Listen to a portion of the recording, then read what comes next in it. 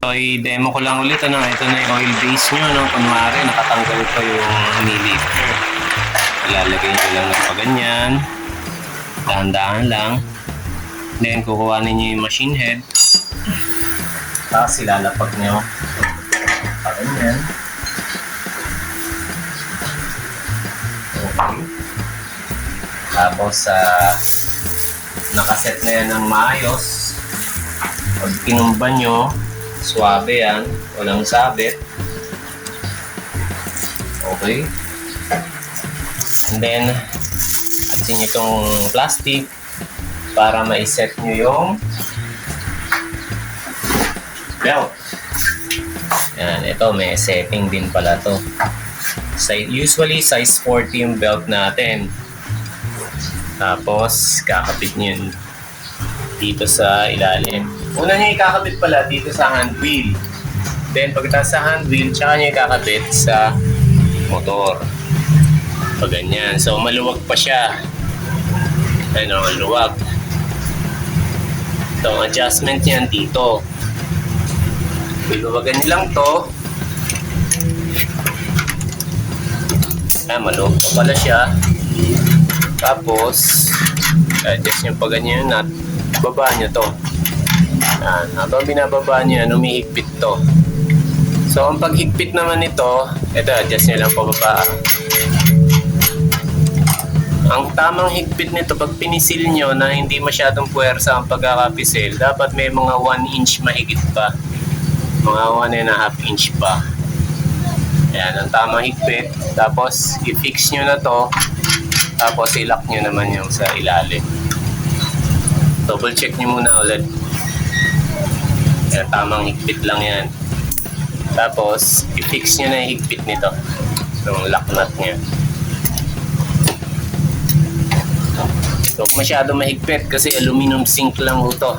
Baka mabasag o masobra nyo ng higpit. Yan, tama. Tapos, isa pa, silipin nyo rito kasi kung saan natama yan sa mesa, yung belt.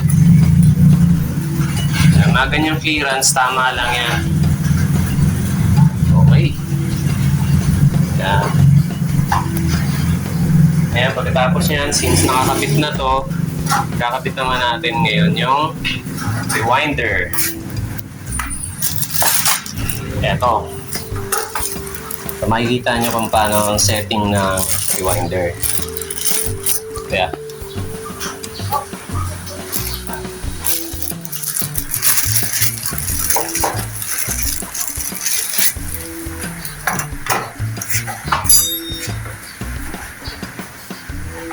pag set na rewinder, ipwesto nyo munang pa ganyan, kailangan naka-align nito. Titingnan nyo rito. Yan. Dapat naka-align nito para maganda tingnan kasi iba nagkakabit nyo pa ganyan, iba pa ganon. Maganda, i-align nyo. Yan. Pag naka-align na, tsaka nyo naman silipin dito. Dapat itong bola, itong gulong ng rewinder nyo, dapat naka-align naman dito sa belt. Isilipin nyo ng paganyan. Yan. So, kailangan nyo i-adjust pa kanan. Dapat naka-align ng paganyan. Yan. Tapos, check nyo ulit yung alignment ng rewinder nyo sa mesa. Pantay pa rin. So, pwede nyo nang markahan yan. So, markahan nyo rito, mamarkahan nyo rito, doon kayo mag-wood screw.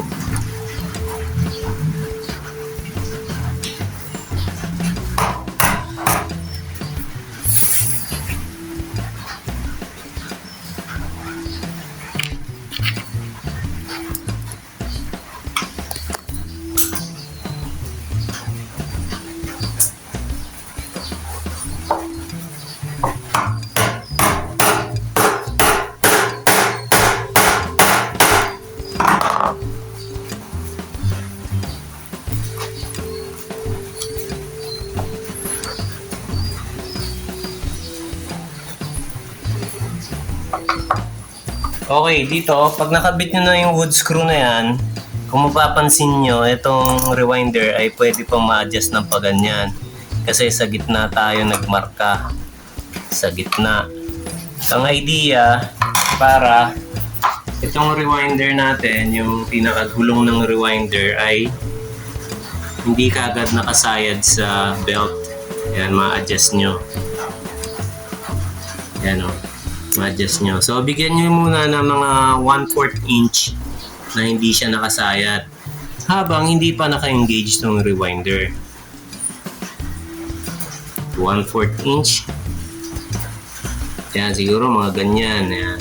Mga 3/16. Tama ba yun? Mas maliit pa yung 3/16 kaysa 1/4. Tapos, tsaka nyo higpitan para hindi na kumilos yung rewinder nyo. And then, mapapansin nyo yan, kapag i-engage nyo na to, ganyan ang kapit niya sa belt. Para siguradong iikot siya pag umikot yung belt. Okay, tapos ang maintenance po nito, lalagyan nyo ng oil dito. Isang patak, isang buwan, sapat na ho yun. Lalagyan na rin natin ngayon. Kasi baka makalimutan. Yan. Yan lang. So, kakalasin din naman ulit natin to kasi nga para magkasya dun sa package. Dahil papadala pa to sa probinsya. So, nakaset na rin yan. Magkakaroon na yan ng marking dito. Kaya, mas madali na yan sa pagdadala natin itong makina. Okay. Sunod naman yung rewinder.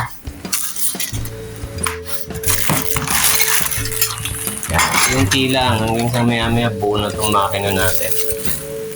Itong tools na to, size 8 at saka Phillips screw tsaka vice grip bilang pangontra. So ito yung mga gamit niya.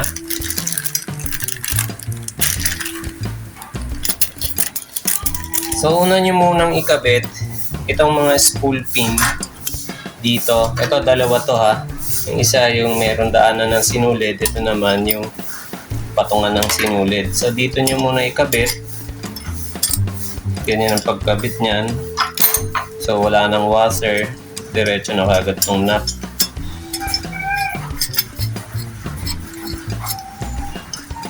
So, itong kukontrahin nyo ng vice grip.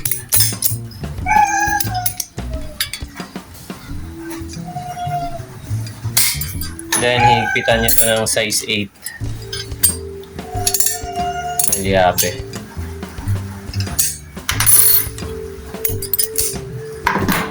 Then, yung isa naman, mapapansin nyo, tatlo to. Huwag kayong malito. Dito, at saka dito.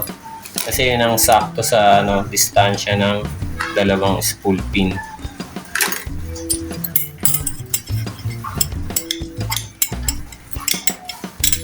So, ito dito ulit.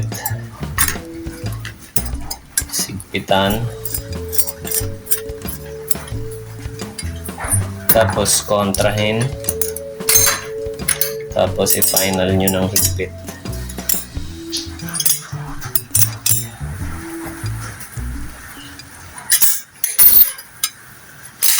Pag nakakabit na yan, pwede nyo nang ilagay itong plato.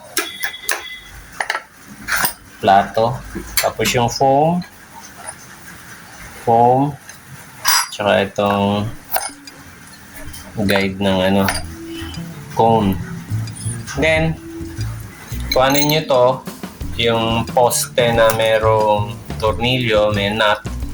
Yan ang una nyong isuksok. Then, bigyan nyo lang ng distansya dito ng mga 2 inch. Tapos, tsaka nyo higpitan ito. Makakabit naman kagad yung nut niya nyo. So, kukontrahin nyo lang ng daliri nyo. Pwede rin na itong nut, itong liabe, and then higpitan nyo. Ingat po dito kasi minsan, dati mga nag-i-start pa lang ako, natutusok ko yung daliri ko rito.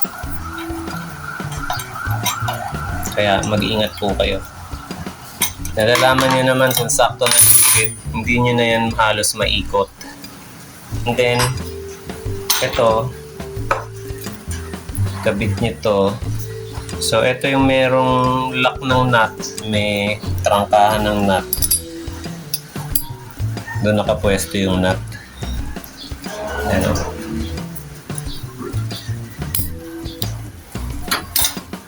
Tapos, medyo higpitan yun. Kakabit lang muna natin itong tornilyo.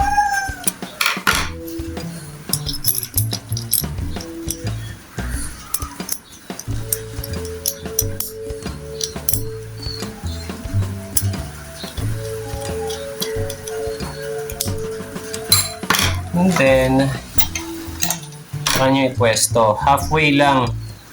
Kumbaga, itong tubo, dulo ng tubo hanggang kalahati lang.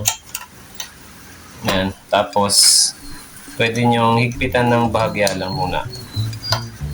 Yan. Then, set aside nyo muna yon. Ito muna ikabit nyo. Suksok nyo na pa ganyan.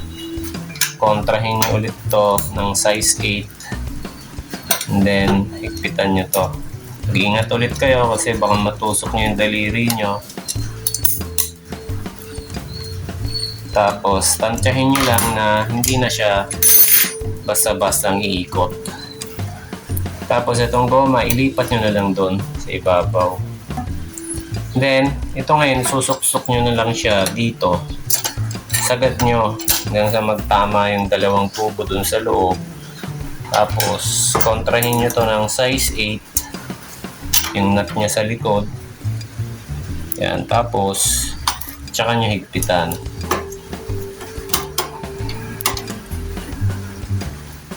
Siguruhin nyo lang na itong tubo na to at tsaka tubo na yan ay nagbabanggaan na sila ron.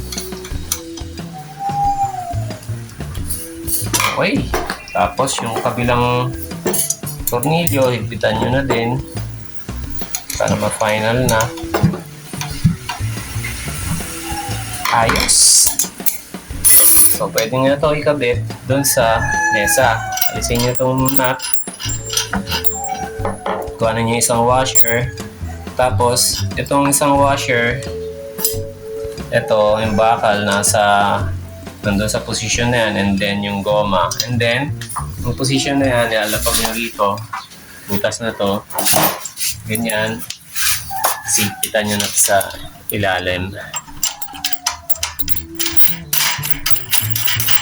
Pwede nyo gamitan ng vice grip o kaya naman pwedeng kamayin nyo na lang. Atras mo kuya. Ganitohin nyo na lang. Oh. Yan. Okay, tibay na yan. Ngayon naman, since tapos na yung machine head, dito naman tayo ngayon sa belt cover pala. Belt cover. Ito kasing belt cover ay nilalagay ito, nire-require to dun sa mga factory, malalaking factory.